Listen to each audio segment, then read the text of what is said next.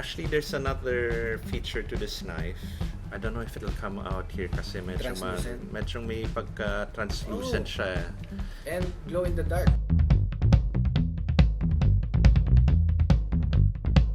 Okay, hello guys! Welcome sa isang special na episode ng Pinoy Blade Hunter. Kasama natin si Mr. Forged PH, Joey Sabaliero. Ayan, eto, kumusta Sir Joey? Okay naman. Eto, medyo panay NCOV, so mabuti nandito ka para iba naman pag-usapan natin. Iba naman pag-usapan natin. For this episode, we are going to talk about some sharp and pointy things considering the budget. Okay, sounds good. Actually, medyo nahirapan ako when you broach the idea of budget because as we all know, medyo personal choice talaga ang knife. So, ang basihan ko was actually the best-selling budget knives that we had in Forged. You'll be surprised with some of the findings that we had. And then, of course, may sinama na rin akong mga recommendations ko that I feel are worthwhile for budget knives. Pag sinabi mo ng budget, depende to sa, kumbaga, sa lifestyle ng tao, no? Yes, definitely. Sa akin, ang personal budget ko, kunyari, ang budget knife for me will be around the 1,000 peso range. 1,000 peso or below. Okay. Pero for another person, maybe ang budget niya is 5,000 pesos and around 5,000 pesos nandun yung budget knives. Yes, definitely. Definitely. So, depende talaga sa tao yan. So, let's start off. You've seen me hold this, and this is quite a surprise actually, no? This is the Opinel number 8. Very well-known knife in France. And it falls under budget because this one, if it comes in our blister pack, is less than 1,000. But just to tell you a little bit more about the knife, it's made in France.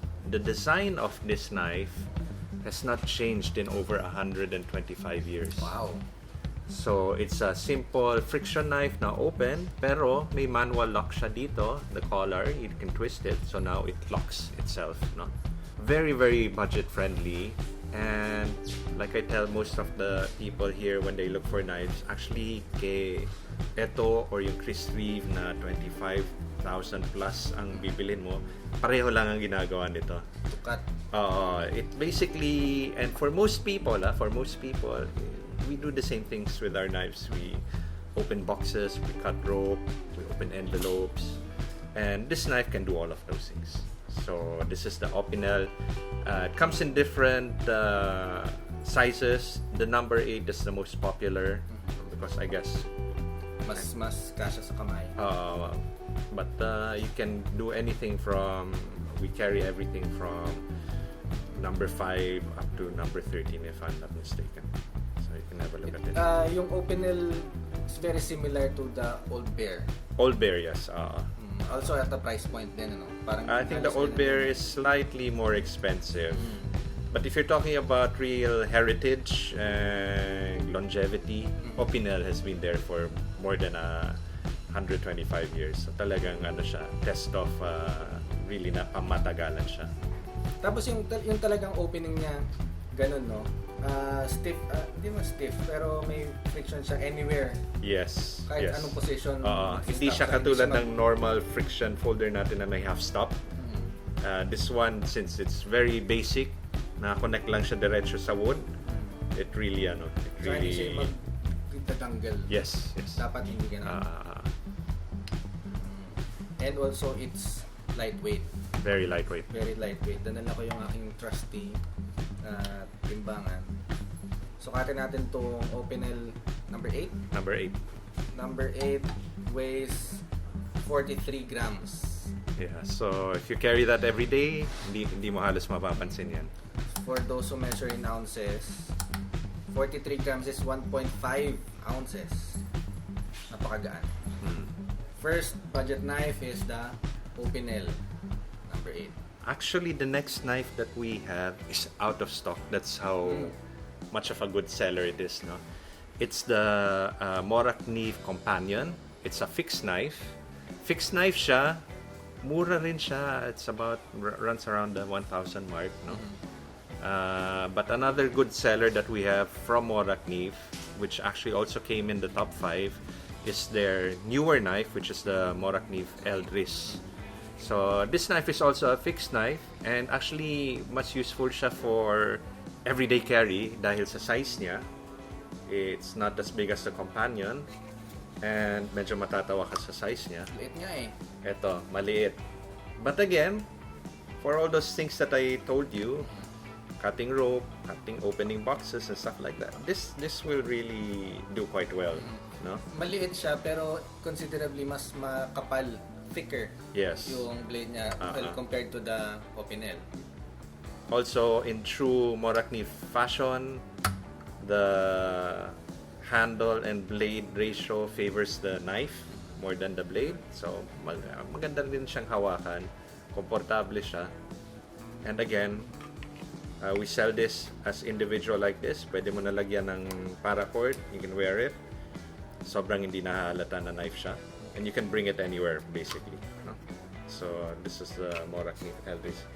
In terms of price, this one is 1,850. 1,850. Comes in different colors, black, blue, yellow, red. This only comes in stainless steel, no? Yes. Yung L-Breeze, specifically. Pero yung iba, yung companion, meron siyang carbon. Yeah, it comes in different, but the bestseller talaga is basic stainless steel. Basic stainless, it actually, the smaller blade is probably better kasi nga mas may control ka. The blade lang ng L-Breeze is 2.15 ounces or grams, 61 grams. Bagaan pa rin siya. Ang tinitingnan ko, pag lumagpas na siya ng 4 ounces, doon na siya medyo mararamdaman mo na yung ano. Yes, I would tend to agree, yes. Kapag lumagpas siya. Pero anything below 4, parang negligible yung weight niya. Next one, medyo nakakatawa ng konti. But again, like we said, para hindi biased, best sellers talaga. And this is the Antonini shot shell knife. Nice, no? nice. So, we have this in our counters. Pag nakita ng mga tao, ano to, bala? And really, it's a small, again, a little bit like the Eldris, just a small knife to have. Friction lock, so may half stop siya ng konti. And then you can close it like that. Yeah, I think maybe a lot of manufacturers make it. I think Antonini was one of the first ones that created it. Plastic lahat, everything, except for the blade. Parang novelty, novelty item. Yeah. So, good to have in your bag maybe, di ba? In your range bag or whatever, just to have a cutting, conversation starter. Yes, yeah, definitely. Parang icebreaker na, oh, yun yan. Exactly. Okay, this is a bit, this isn't the actual knife, but I really want to talk more about the brand itself. Real Steel kasi makes knives out of China. And the reason why I can't bring you the actual knife is nagro-rotate yung models nila. Mabilis sila magpalit. Ibig sabihin pag nagpalit, hindi na nila nire-restock eh. Oh, so may parang siya, limited. Yeah, in that sense, ganun nga siya. This one is a little bit higher. This one just came in, the Sidious Special Edition. It's 3,500, and the reason why it's a bit more expensive is because it's D2 steel, which is actually a budget steel. It's a tool steel. So relatively speaking, mas mababa pa rin siya than, let's say, the other knives that we carry, Spyderco or the others, no? And it has a carbon fiber. Ganda ng carbon fiber. Carbon fiber scales, no? Kaya medyo mas mahal siya ng konti. But Real Steel comes out with a ton of knives that are around that price, a little bit lower sometimes. But it's always been a bestseller in our store. I was surprised that there's actually a following for Real Steel. So you understand, of course, Spyderco has its fans, Cold Steel has its fans. Nagulat ako na may Real Steel fans rin pala. So that just goes to show you, even on the budget side, may mga fanboys rin pala ng mga brands namin. So this is a Sidious. You can have a look. Ang ganda nito. Yung scale niya. Carbon fiber daw to. Carbon fiber, shredded carbon fiber. So kakaiba yung... Kakaiba. Kasi pag inisip ko carbon fiber, usually yung parang yung magkaka-mesh na gano'n. Yes, that's the usual carbon fiber that we have now. But they've come out with tripods, mga gano'n. Actually, there's another feature to this knife. I don't know if it'll come out here kasi medyo may pagka-translucent siya. And glow in the dark. The spacer comes out well, but even the the scale, ayan, medyo makikita mo. It won't come out in the camera, pero medyo makikita mo siya. May konting translucent, glow in the dark. So, may naka-embed na material na glow in the dark in the scale. Yes. Ang galing. Ayun, meron na. So this is more in line with what people actually carry on a day-to-day basis. More of your standard, apart from these ones, no? More of your standard knife. Tsaka yung screw niya, tawag dito, is also butas siya through and through. Yes, so you can put a lanyard hole. Pero meron din siyang dedicated na hole for that. Yeah. Tsaka yung design niya, hindi very loud, hindi very maangas na dating. Pero pag fold out mo, may iba siyang of course. Dating aesthetically kakaiba, pleasing. Real steel Sidious weighs 4.2 ounces. So we're getting there now. Medyo mararamdaman mo na siya. 120 grams. Medyo kumbaga alam mo na there's a knife in your pocket.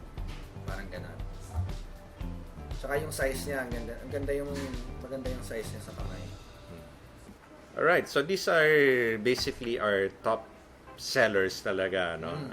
The Opinel number 8, and also out on the top 10 list came the number 6 and number 7, no?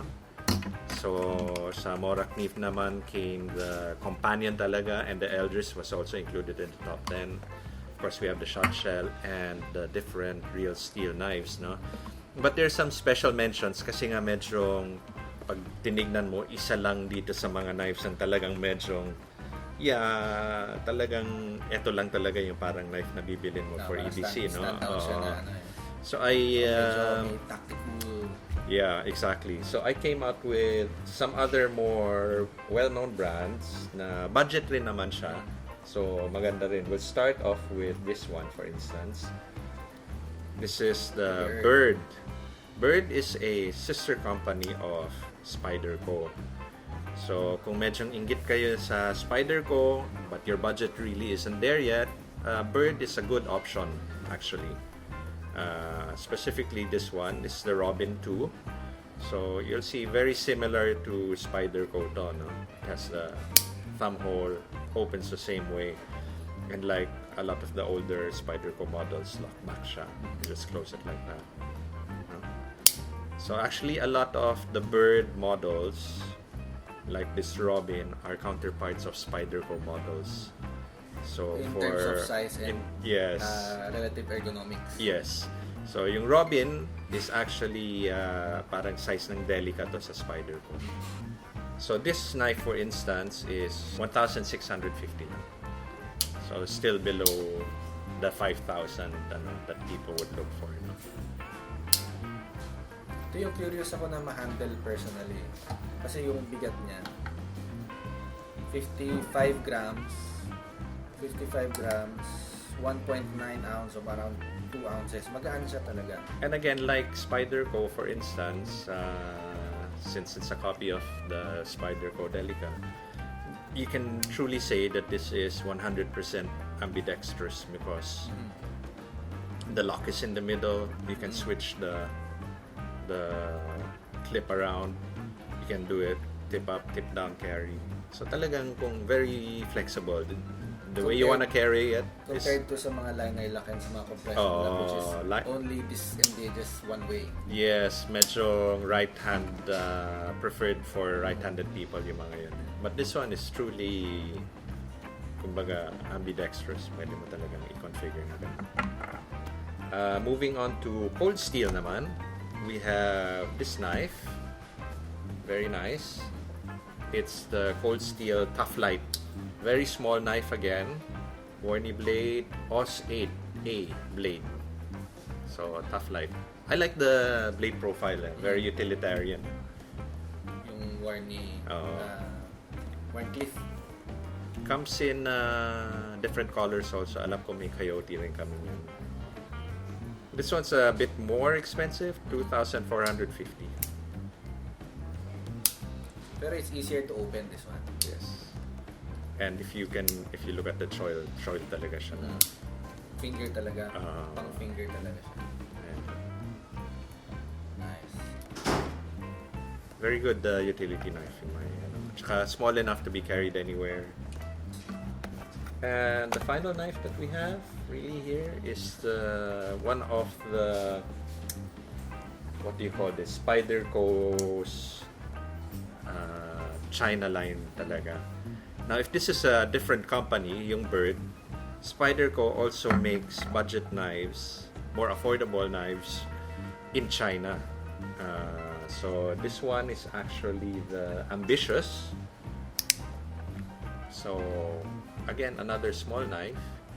This is in the same line with the Tenacious also. Mas malaki lang ng konti yung Tenacious. Liner lock. And again, HCR 13 MOV blade. But tip up, tip down, left side, right hand carry. Yun lang, liner lock naman to in this case. No? So this one comes out to about 3,250. So we're getting up there already in terms of price. Maliit nga pala si Ambitious. No? If your dream really is to own a Spyderco but you can't afford the actual, Endura or pwede yung China line nila. Ang importante nandun yung Spider niya. Spider and the hole. Yeah.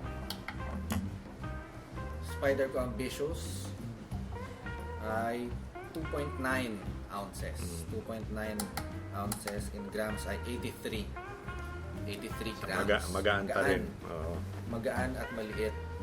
But that's about it. I mean, we have everything in Forged. We have everything. What we like to do is we make sure we have a wide range of products. No? So whatever category it is, for instance, knives. Of course, we have the expensive Chris Reeve, Rick Hinder knives. But we want to make sure that we also have the affordable Bird or, for instance, the real steel knives or even Opinel. Opinel is really a good deal kasi imported na nga siya, made in France, so may pagka-social. May history. May history siya and yet it's less than 1,000 pesos. So talagang good deal for me yung mga knives na to. So okay, that's it. Ito yung mga budget knives for different budgets naman. So yeah, Sir Joey, meron ka bang advice kunyari? Usually kasi 'di ba sa forums magtatanong sila, ano ba yung best budget knives? Ano ba yung best entry level na ganyan? Mahirap talaga yung gano'n na question. Mag-recommend ka naman ng knife para sa akin. Because for us knife collectors, we all know it's really a personal choice. You go to a store, let's say like Forged, you have a look around, and then all of a sudden, one of these knives looks kind of parang tinatawag ka eh. I don't know how to explain it differently eh. Yung ibang, hindi, pangit yan. Uy, ang ganda nito. Parang ganon. So, my advice really is to go to the stores, ask the salespeople, have a look around, see what calls to you, touch it, feel it, play around with it. Yun lang, mag-ingat lang din tayo. Again, these are knives. We've had customers that have cut themselves, so medyo mag-ingat lang tayo. But definitely go to the store and try it out. That's the best way to pick a knife. Ayun, sa akin naman, pag may nagtatanong sa akin, although na-pick up ko rin lang to doon sa mga sagot ng mga forums, ang laging unang tinatanong is, magkano yung budget range mo? Tapos from there, doon ka mag-narrow down ng mga choices na kung ano yung mag-swak doon sa needs mo. Actually, that's a good piece of advice kasi alam namin mga knife collector talaga dyan. Minsan, grabe, kahit wala sa budget pero tinatawag ka, minsan gagawan mo ng paraan para makuha eh. Skyflakes. Yes, exactly. So, but that's a good piece of advice actually. Stick to your budget. And maraming salamat, Sir Joey. Thank you for giving us the time and showing us your budget knives. Thanks for having us, and of course we'd like to invite the viewers, drop by any Forge store, have a look around, ask our salespeople if you have any questions. It's really best to go to a store and to hold on to the materials that you want to buy. Siyempre, konting caution lang. We also have swords here and stuff like that. So, again, knives are inherently cutting tools, so mag-ingat lang tayo. Okay, thank you for watching Pinoy Blade Hunter and see you next episode.